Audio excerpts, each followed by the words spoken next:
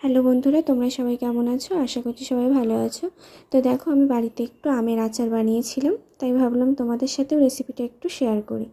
তো প্রথমে আমি এখানে আমগুলো কেটে ধুয়ে নিয়েছি, তারপরে শুকনো কড়াইতে মৌরি আর একটা শুকনো লঙ্কা ভেজে নিয়েছি। তারপরে কড়াইতে তেল দিয়ে একটা শুকনো লঙ্কা জিরে ফোড়ন দিয়ে ভালো করে ভেজে তাতে আমের টুকরোগুলো তুলে দিলাম।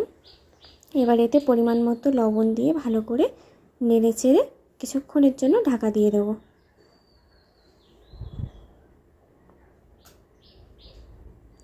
তো দেখো, এখানে আমটা একদম সেদ্ধ হয়ে গেছে। এবার এতে পরিমাণ মতো চিনি দিয়ে দেবো।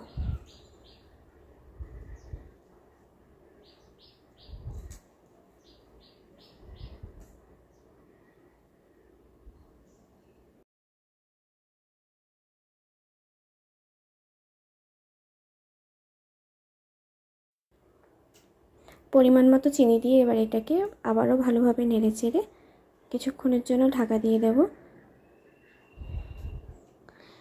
আর দেখো, চিনিগুলো এবার একদম গলে গেছে।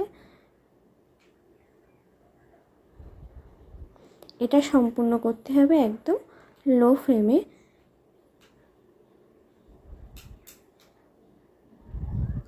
আমের আচারটা প্রায় তৈরি হয়ে এসেছে। এবার আমি ওপর থেকে মৌরি এবং শুকনো লঙ্কা যেটা ভেজে রেখেছিলাম সেইটা গুঁড়ো দিয়ে দেব।